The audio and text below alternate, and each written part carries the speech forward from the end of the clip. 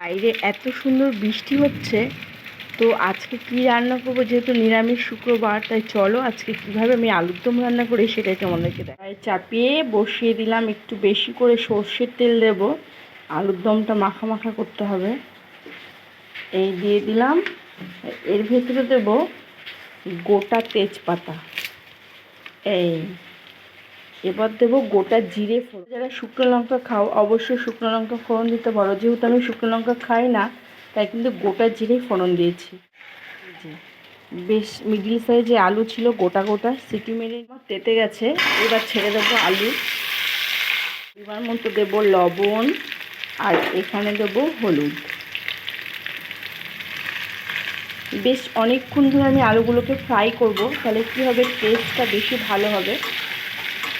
অনেকে টক দই দেয়, আমিও দিই, কিন্তু এই বর্ষার দিনে এখন আর কে টক দই আনতে যাবে বলো।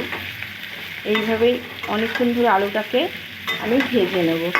মধ্যে ভালো করে মশলা যায়, এই জন্য কিন্তু খুন্তি দিয়ে এরমভাবে আমি আলুগুলোকে কেটে দেবো। এই যে গোটা গোটাই সিদ্ধ করেছি, প্রত্যেকটা আলু এরকম করে কেটে দেবো আস্তে আস্তে। দেবো বলে এখানে মশলা হিসাবে রেখেছি জিরে বাটা, কাঁচা লঙ্কা বাটা, টমেটো বাটা, আদা বাটা, কোনো কিছু হলুদ দিয়ে দিই, তাহলে কালারটা না ভালো আসবে। শর্টে রান্না করার জন্য কিন্তু মাঝখানটা ফাঁকা করে নিয়েছি, এই তেলের মধ্যে দিয়ে দেবো এই মশলা বাটাটা। পরিমাণে চিনি খাও, একটু কষার মধ্যে চিনি দিয়ে দেবো, এই মশলাটা যখন কষবে, মশলাটা থেকে তেল ছেড়ে এসছে, এই যে দেখতে পাচ্ছ। এবার এটাকে পুরো নাড়াচাড়া করে দেবো, যাতে পুরো মশলাটা মেখে যায় আলুর গায়ে। এইভাবে কিন্তু অনেক সময় তোমরা শর্টকাটে আলুর দম করতে পারো। এবার যে কষা রাখবে, কষা এইভাবে খেতে পারবে আলুর সাথে, লুচির সাথে, পরোটার সাথে। আর যে একটু হালকা গ্রেভি রাখবে, ভাত দিয়েও খায় অনেক আলুর দম, তখন পুরো এটাকে নেড়ে এইভাবে লাগিয়ে দেবো। শুকনো এরকম গ্রেভি ড্রাই আলুর দম খেতে পছন্দ করো, তো তারা এরকমও রাখতে পারো। তো এই হলো ফাইনাল, মনে হচ্ছে খেতে। আর একটু নামানোর আগে না সামান্য ঘি গরম মশলা দেবো। তো চলো, ভিডিওটা অনেক বড় হয়ে যাবে। আর আমি একটু হালকা জল দেবো, থালাটা ধুয়ে যেটা মশলা রাখা ছিল সেটা দিয়ে একটু সামান্য একটু জল দিয়ে একটু গ্রেভি করে দেবো। এই যে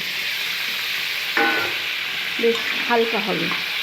তো এই ছিল আজকে আমার আলুর দমের রেসিপিটা কেমন লাগলো তোমরা অবশ্যই কমেন্টে জানিও। তো কমপ্লিট হয়ে গেছে, আর এর মধ্যে শুধু আরেকটু ঘি আর গরম মশলা অ্যাড করবো, ব্যাস হয়ে যাবে আমার আলুর দম। টাটা।